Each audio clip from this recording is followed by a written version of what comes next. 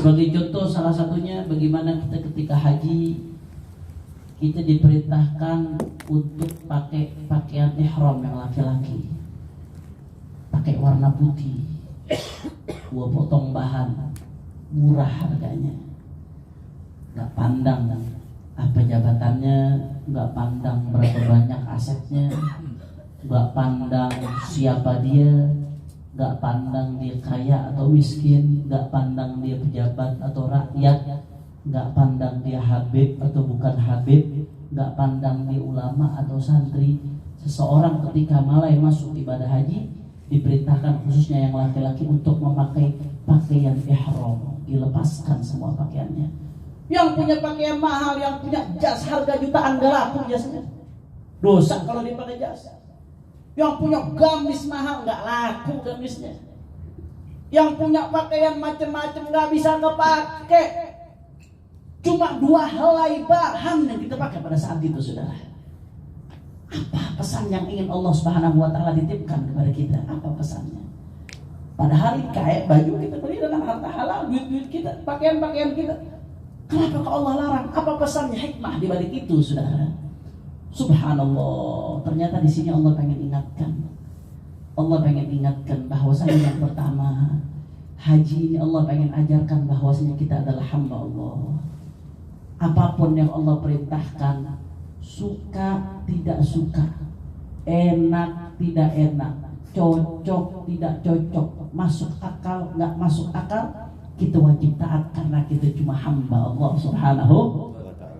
Kebanyakan ritual-ritual yang haji ini ta'abudi, kalau dipikir-pikir nggak masuk akal. Ramyul Jamarat kita ngelontar jumroh. Ada yang lihat setannya nggak waktu lontar jumroh? Kali ada yang ketemu ibu-ibu di sini. Bu, ada yang lihat setannya nggak waktu lontar jumroh? Nggak ada. Tapi lontar jumroh nggak? Jalan lempar batu. Apa buat apa? Kira-kira kalau pekerjaan yang sama, ini yang sebagian dari Samarinda ya, rombongan Habib Alwi. Nah, kira-kira kalau pekerjaan yang sama dilakukan di depan Masjid Agung Samarinda, diketawain orang apa kagak? Wah, gila ini. City Islamic Center. Lempar batu kita lempar. Apa? Ka'bah itu batu. Kalau dibuka kayaknya batu, Ka'bah tumpukan batu jadi bangunan kota. Ngebangun Ka'bah nggak lebih susah dari ngebangun rumah ini, saudara. Ngebangun bangunan model Ka'bah nggak lebih susah dari ngebangun apartemen. Tapi kenapa kita disuruh muter? Nggak masuk akal, saudara. Sa'i disuruh bolak-balik, muter balik. Apa sofa. Buat apa? Capek kaki pegel.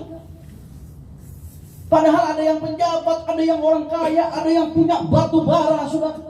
Ada yang punya perusahaan, tahu-tahu disuruh bolak-balik, nurut. Disuruh muter-muter ngelilingin batu, nurut. Disuruh melempar batu di jumrah, nurut. Disuruh berjemur siang-siang di padang, nurut, saudara. Apa hikmahnya? Allah pengen ajarkan, kau ini cuma hambaku. Kau cuma hambaku. Jangan sombong kau. Kau punya hamba. Apapun yang kau miliki fid nihayah, pada akhirnya kau cuma hamba. Apa yang aku perintahkan, tugasmu hanya taat. Apa yang kau perintahkan, tugasmu hanya patuh, saudara. Itu pelajaran yang kita sudah petik dari haji. Makanya keluar dari ibadah haji, itu kita bawa pulang ke rumah kita, ini hamba Allah. Jangan belagu, jangan sombong. Apa yang Allah perintahkan jalankan, nggak usah tanya masuk akal nggak masuk akal, enak nggak enak, susah. Allah perintahkan jalankan. Allah suruh sholat ya sholat, Allah suruh puasa ya puasa, perintah Allah. Allah suruh jangan minum minuman keras, ya jangan minuman keras. Allah suruh jangan makan riba, makan bunga bank, jangan makan bunga bank. Padahal Allah sudah tantang perang dalam Al-Qur'annya yang makan bunga bank, yang makan riba, saudara. Itu yang kita bawa pulang. Apa yang Allah perintahkan, masuk akal nggak masuk akal, bisa diterima nggak bisa diterima, itu adalah perintah Allah Subhanahu. Makanya sekarang saya prihatin, banyak orang-orang ini Sebagian sekarang ini mulai banyak tersebar di Indonesia yang namanya virus liberal. Yang masuk akal diterima, yang nggak masuk akal ditolak. Yang bisa masuk, yang bisa dinalar dengan logika diterima, yang nggak bisa dinalar dengan logika ditolak. Saudara, ibadallah, kita ini manusia, Allah ciptakan dengan segala keterbatasannya. Ada memang ibadah-ibadah perintah Allah yang kita dikasih tahu apa hikmahnya, apa faedahnya. Tapi ada juga perintah-perintah Allah yang kita sama sekali akal kita nggak diberikan kemampuan untuk menjaga hikmah di balik itu. Apa faedahnya Allah perintahkan kita hal-hal yang nggak bisa kita jangkau hikmahnya? Saudara, hikmah daripada itu adalah untuk menunjukkan ketundukan kita sebagai seorang hamba. Kita ini hamba, otak kita kecil, yang kita tidak tahu jauh lebih banyak daripada yang kita tahu. Manusia seberapa besar sih pengetahuan manusia? Saya nggak usah bicara jauh-jauh. Tubuh bapak ibu ini, tubuh kita nih, dari ujung rambut sampai ujung kaki, itu penelitian kedokteran untuk meneliti tubuh manusia dari A sampai Z belum selesai sampai sekarang. Ratusan tahun manusia teliti tubuh manusia belum selesai. Gak usah bicara yang lain, tubuh kita belum selesai. Terus mau nantang hukum Allah, mau nantang perintah Allah Subhanahu wa Ta'ala, mau nantang apa yang Allah tetapkan. Siapa Anda? Kau cuma hamba. Ini pelajaran yang pengen ditanamkan kepada kita melalui ibadah haji. Apa yang Allah perintahkan, kita jalankan. Kenapa? Karena hakikat kita adalah hamba Allah. Seorang hamba, seorang budak tidak mengucapkan apa-apa ketika diperintahkan oleh tuangnya kecuali sami'na wa ata'na. Kita patuh, kita taat, karena yakinilah di dalam kepatuhan kita di situ ada anugerah besar dari Allah. Di dalam ketaatan kita di situ dijanjikan surganya Allah Subhanahu wa Ta'ala. Kira-kira sampai ini jelas atau tidak? Jelas. Insya Allah. Itu yang pertama. Kemudian yang kedua, saudara, kita disuruh pakai kain ihram warna putih, dua helai, nggak ada kantong. Kita disuruh ingat perjalanan haji ini, kata Imam Ghazali, kita disuruh membayangkan selama perjalanan haji, perjalanan kita menuju akhirat. Awal perjalanan kita menuju akhirat kapan? Kapan awal perjalanan kita menuju akhirat? Ketika mati. Orang ketika mati itu awal manazilil akhirah. Kematian dia adalah tahapan pertama di dalam perjalanan panjang menuju akhirat. Ketika Anda pakai kain ihram kemarin itu, Allah suruh ingat, ini nanti pakaian terakhirmu. Sehebat apapun jabatanmu, sehebat apapun bisnismu, sehebat apapun ilmumu, sehebat apapun pangkatmu, ini nanti pakaian terakhirmu. Raja pakainya pakai ihram, kalau mati pakainya pakai kafan putih. Enggak. Baju rajanya nggak dipakai nanti kalau mati. Bisnismen ketika haji pakainya pakai pakaian ihram, nanti ketika mati pakainya pakai kain putih, saudara. Nggak dipakai pakaian kebesarannya. Ulama di ihram pakai pakaian putih, ketika mati dia juga bakal pakai kain kafan warna putih. Nggak dipakai. Dan yang lebih penting lagi, kain kafan nggak ada kantongnya. Kain kafan tidak ada kantongnya. Artinya apa? Harta yang kita kumpulkan selama hidup nggak akan kita bawa mati. Makanya Rasulullah SAW mengatakan miskin Bani Adam yaqulu mali mali. Kata Allah Subhanahu Wa Taala dalam hadis qudsinya, kesian anak cucu Adam ini. Kata Allah dalam hadis qudsi, kesian anak cucu Adam. Kenapa kesian? Yaqul mali mali. Anak cucu Adam selalu mengatakan, ini hartaku, ini uangku, ini rumahku, ini asetku, ini jabatanku. Yaqulu mali mali. Anak cucu Adam selalu mengatakan, ini milikku, ini milikku, ini milikku. Kesian, kata Allah Subhanahu Wa Taala. Walisa lahu min mali, padahal dia nggak punya apa-apa dari hartanya kecuali satu, yang dia makan sehingga menjadi kotoran, kemudian yang dia pakai sehingga pakaian itu lusuh, dan yang ketiga yang dia sedekahi, itu nanti yang akan jadi tabungan dia di akhirat, saudara. Sisanya bukan punya dia, sisanya punya orang lain, punya belatung, punya anak cucu jadi warisan, sisanya punya orang lain. Tapi yang betul-betul harta dia yang hakiki, yang dia makan, yang dia pakai, sama yang dia sedekahkan, itu yang dipakai, saudara. Nah, melalui ibadah haji ini ihram kita disuruh pakai pakaian nggak ada kantongnya, saudara. Pakai pakaian ihram nggak ada kantongnya. Allah pengen ingatkan, ini nanti kau akan pulang seperti ini, mutajarrid, cuma dengan dua helai kain. Kau akan menghadap Allah. Kau tidak bawa surat-surat rumahmu, kau tidak bawa hartamu, kau tidak bawa apa-apa, yang kau bawa amal soleh. Kalau orang-orang di sini mengatakan yang amal solehnya enak, nanti di akhiratnya enak. Di sini kalau yang hajinya VVIP, di Arafahnya tendanya enak biasanya. Begitu juga itu perumpamaannya. Kalau yang haji yang amal solehnya banyak, nanti di yaumul mahsyar. Arafah itu perumpamaan mahsyar, Pak Bu. Ardul mahsyar wal mansyar. Arafah itu perumpamaan seperti mahsyar di hari kebangkitan. Orang masing-masing bingung, kecuali yang punya amal soleh dia akan bahagia. Begitu juga nanti dia mahsyar, saudara. Nah, itu pesan yang kedua yang Allah Subhanahu Wa Taala ingin tanamkan melalui ibadah haji. Keluar dari tempat ini, kalau benar-benar hajinya mabrur, maka apa pesannya? Jadikan dunia di tangan kita, tapi jangan jadikan dunia di hati kita, saudara. Enggak, Allah enggak larang kita untuk punya dunia. Allah enggak larang kita untuk berbisnis. Rasulullah SAW pedagang, saudara. Rasulullah itu mendagang. Rasulullah mengembala kambing. Para anbiya banyak yang berdagang. Ulama salaf soleh banyak yang berdagang. Para aulia banyak yang kaya, saudara. Tapi bagaimana mereka kaya? Mereka kayanya di tangan, bukan di hati. Maksudnya hartanya di tangan, bukan di hati. Harta itu mereka gunakan untuk kepentingan akhirat, bukan untuk kepentingan dunia. Kenapa? Karena mereka yakini betul, imani betul bahwasanya semua ini milik Allah dan akan kembali kepada Allah Subhanahu. Kira-kira sampai sini jelas atau tidak? Jelas. Insya Allah. Kemudian saudara, yang ketiga yang ingin saya bahas pada kesempatan kali ini, apa sih tandanya haji mabrur? Nah, kita kan udah selesai haji nih. Sekarang tinggal proses ibadah, kemudian nanti dilanjut dengan ziarah baginda Nabi Muhammad sallallahu alaihi wasallam. Rugi orang yang haji tapi enggak ziarah Nabi, rugi. Man hajja wa lam yuzurni faqad jafan. Kata Rasulullah, barang siapa yang pergi haji tapi tidak menziarahi aku, faqad jafani, maka dia telah mencampakkan aku. Kita di dunia mencampakkan Rasulullah, di akhirat nanti mau minta tolong sama siapa? Na'udzubillah, amin. Makanya dari sini nanti kapan ziarah Madinah, Habib? Tanggal 22 insyaallah ziarah Madinah. Berapa lama di Madinah? 7 hari insyaallah di Madinah. Nah, dimanfaatkan betul kesempatan selama di Madinah, nggak usah banyak ngobrol yang nggak penting, perbanyak baca sholawat. Karena Makkah ini qiblatul ajsad. Saya banyak dengar dari masyayikh, Makkah kiblatul ajsad. Kita sholat, kiblat kita menghadap ke Ka'bah. Ka'bah adanya di kota Makkah. Ka'bah ini kiblatul ajsad. Ka'bah adalah kiblatnya badan kita ketika sholat. Tapi Madinah kiblatul arwah.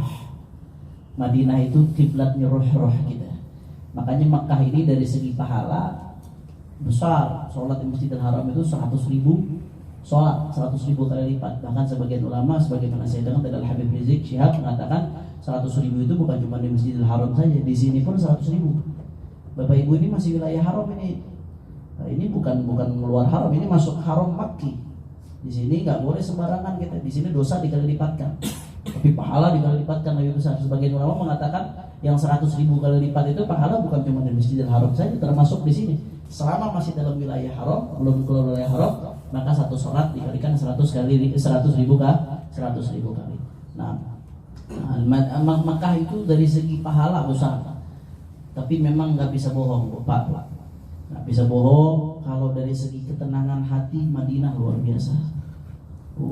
Ulama-ulama itu tuh kalau udah masuk Madinah, ada sebagian ulama saking akhlaknya. Imam Malik kalau sudah masuk Madinah itu beliau nggak mau pakai sandal. Dia takut suul adab menginjak tempat yang pernah diinjak oleh Rasulullah SAW.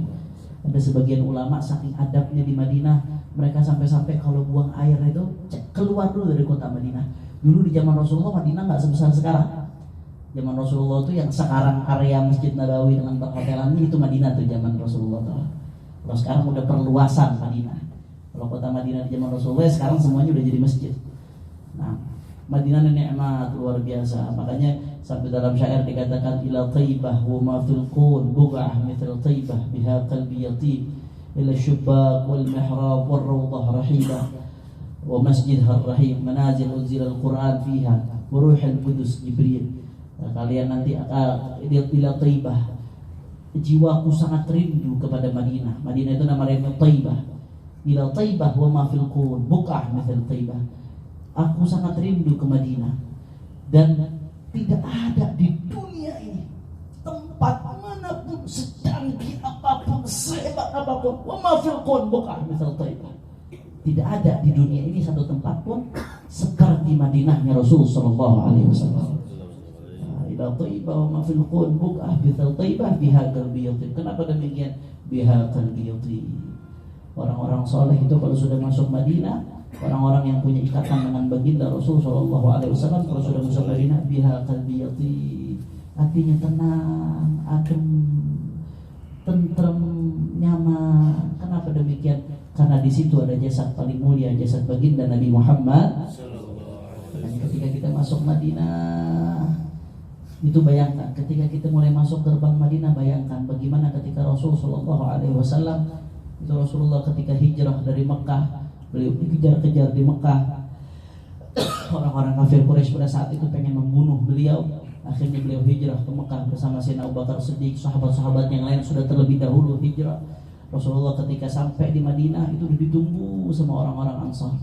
Ditunggu di gerbang Madinah, perempuan-perempuan, anak-anak kecil semua udah pada nunggu. Begitu Rasulullah masuk Madinah dengan ontaknya, mereka sambut. Tala'al badru ina min saniyatil wada wajaba syukru alaina mada'a lillahi ayyuhal thufina jita bil amril muqad jita syarraftal madinah marhaban ya khairada tala'al badru salatu wassalamu ya Rasulullah min saniyatil wada wajaba syukru alaina madad lillahi. Enak gak Bu? Bu, enak gak? Bayangkan bagaimana ketika Rasulullah datang disambut itu. Makanya ketika kita masuk Madinah jangan sia-siain, jangan banyak main HP, jangan banyak ngobrol nggak penting. Mulai di perjalanan udah banyak baca sholawat, siap-siap kita mau masuk Madinahnya Rasulullah Sallallahu Alaihi Wasallam. Bayangkan ketika kita masuk gerbang Madinah, bayangkan bagaimana ketika Rasulullah dulu masuk ke Madinah, saudara. Ketika kita lihat sudut-sudut yang ada di Masjid Nabawi, ya Allah, ini tempat-tempat yang pernah diinjak Rasulullah, ini tempat-tempat yang pernah diduduki Rasulullah. Ya Allah, ini mimbarnya Rasulullah, Rasulullah pernah berdiri di situ. Ini tempat sujudnya Rasulullah, ini tempat sholatnya Rasulullah. Ini adalah Baqi', tempat dikubur para sahabat Rasulullah pernah ziarah kemari. Semua tempat yang ada di Madinah, jadikan itu sebagai tempat-tempat untuk menanamkan kerinduan kita kepada Rasulullah Sallallahu Alaihi Wasallam. Insyaallah mudah-mudahan nanti ziarah kita di Madinah disambut sama baginda Nabi Sallallahu Alaihi Wasallam. Amin ya Rabbal. Tadi kembali ke pembahasan, saudara, kita kan sudah haji selesai, akan ke Madinah. Dan sekarang Bapak Ibu bertanya-tanya, haji saya ini mabrur atau enggak nih? Mabrur atau tidak haji saya? Apa tandanya haji saya mabrur ini? Dari mana saya tahu Allah terima haji saya atau tidak? Dari mana saya tahu Allah Subhanahu wa taala ampuni dosa saya atau tidak? Saudara, memang kita di satu sisi, kata Imam Al-Ghazali, harus mutaraddid bainal khauf war raja.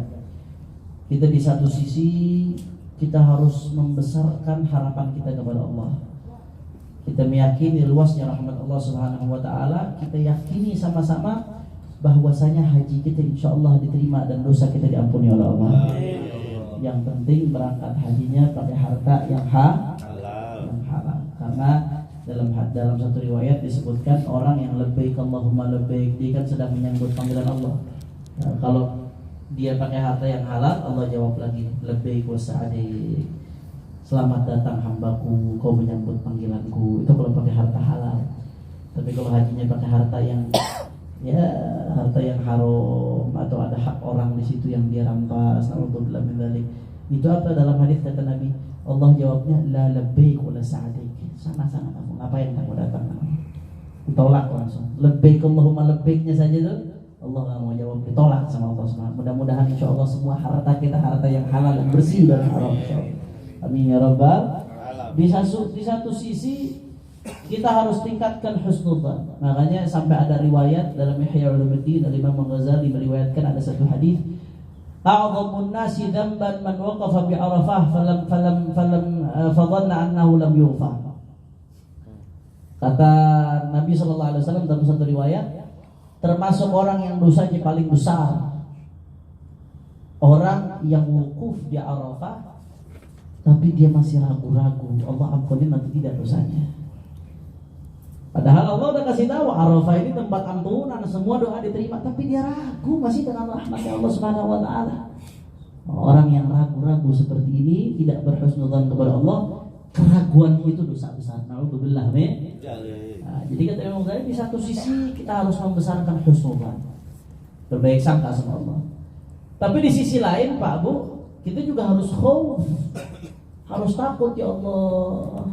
Jangan sampai kau menolak amalku ya Allah. Kalau di tempat ini kau tolak amalku, kapan lagi amalku akan diterima ya Allah.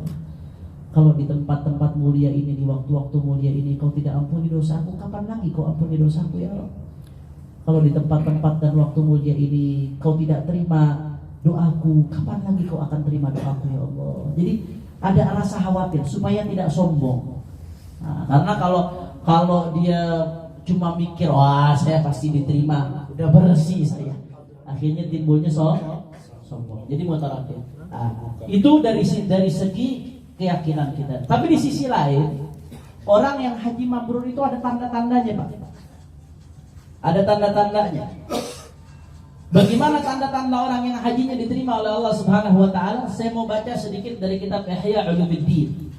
Al-Imam Al-Ghazali di sini menyebutkan, inna min alamati qabulil hajj aydan tarka ma kana alaihi minal ma'asi wa an yastabdila bi ikhwanihi al-battalin ikhwanan salihin wa bi majalisil lahwi wal ghaflati majalisal dzikri wal yaqadha. Kata Imam Al-Ghazali, kalau kita pengen tahu haji kita diterima atau tidak, itu ketahuannya bukan pas haji, bukan, tapi ketahuannya nanti setelah kita pulang atau setelah selesai haji. Bagaimana ketahuannya? Min alamati qabulil hajj aidan tarka ma kana alaihi minal ma'asi. Tanda orang Allah terima hajinya, yang tadinya doyan maksiat enggak maksiat lagi. Tuh tandanya. Ibu-ibu yang tadinya pakai jilbabnya masih suka jambulnya kelihatan. Kan ada kadang-kadang ibu-ibu tuh tutup aurat, tapi jambulnya kadang-kadang masih nongol tuh, biasanya jilbab ibu pejabat tuh biasanya. Jambulnya masih nongol begitu, tak rapi. Itu kan maksiat, aurat kelihatan. Pulang haji, rapet pakai jilbabnya. Itu tanda berarti hajinya diterima sama Allah. Bapak-bapak yang tadinya sebelum berangkat haji ya masih suka khilaf, ngambil bunga bank.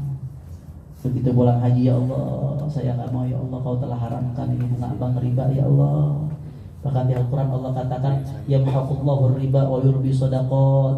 Orang yang ngambil riba itu nggak dicabut keberkahan dari hartanya, tapi orang yang menghindari riba Allah berkahi hartanya. Bahkan fa'adanu biharbin minallah wa rasulih, orang yang masih makan riba Allah tantang perang, saudara. Ya Allah, pulang haji ini saya bertobat ya Allah, nggak mau saya makan bunga bank lagi ya Allah. Cukup ya Allah, hamba nggak takut, nggak kuat ngadepin hisabnya nanti di akhirat. Begitu dia tinggalkan bunga bank, di situ Allah Subhanahu wa taala menunjukkan tanda-tanda Allah terima hajinya, saudara. Yang tadinya sholatnya masih bolong-bolong, saudara, masih suka sholat kadang enggak, atau yang berjamaahnya masih bolong-bolong, kadang berjamaah kadang enggak. Begitu selesai haji, jamaahnya dijaga, sholat berjamaahnya 5 waktu. Kalau nggak bisa masjid di rumah tetap berjamaah sama keluarga. Kalau telat berjamaah diajak orang lain buat nemenin dia sholat, saudara, karena sunnah. Orang sudah sholat berjamaah, kalau ada orang mau sholat nggak ada yang nemenin, dia nemenin itu sedekah, sunnah hukumnya. Nah, saudara, ditingkatkan jamaah yang tadinya nggak istiqomah jadi istiqomah berjamaah, tanda berarti hajinya laisa lahul jazaa ilal jannah. Kalau udah mabrur maka nggak ada balasannya kecuali surga, kata Rasulullah sallallahu alaihi wasallam. Ibu-ibu yang tadinya kurang taat sama suaminya, suka ngebantah, karena di hadis Rasulullah sallallahu alaihi wasallam mengatakan awwala ma su'ila anhu mar'ah an-shalah wa zawjiha, atau kama qala sallallahu alaihi wasallam. Nanti yang pertama kali ditanyakan kepada perempuan di hari kiamat, apa yang pertama kali ditanyakan? Bagaimana dia dengan sholatnya dan bagaimana dia dengan suaminya. Patuh nggak sama suaminya selama itu tidak bertentangan dengan syariat. Bagaimana ngelawan terus atau tidak, maaf kurang ajar atau tidak. Begitu haji pulang dia perbaiki, dia cari ridho Allah melalui suaminya, saudara. Dia berusaha buat taat. Saya mengatakan seperti ini bukan berarti laki-laki bisa otoriter, bukan. Rasulullah juga mencontohkan bagaimana menjadi laki-laki yang baik. Ajak istri musyawarah, ambil pendapatnya. Akan tetapi, saudara, taat kepada suami adalah salah satu amal paling besar bagi perempuan, saudara. Taat, berusaha menjadi istri soleha. Yang tadinya nggak begitu, maka pulang jadi istri soleha. Itu tanda berarti hajinya diterima oleh Allah Subhanahu. Ada juga laki-laki yang tadinya kasar sama istrinya, sewenang-wenang, kurang bertanggung jawab, kadang-kadang nggak dikasih nafkah, sholat anak istri nggak diperhatikan. Begitu pulang haji diperhatikan sholat anak istrinya, dia jadi baik dengan anak istrinya. Karena Rasulullah sendiri yang mengatakan sebaiknya laki-laki bukan yang paling gagah, yang paling diktator di rumahnya, bukan. Apa kata Nabi? Khairukum li ahli wa ana khairukum li ahli. Kata Nabi Muhammad, sebaik-baiknya orang di antara kalian yang paling baik di dalam memperlakukan anak istrinya.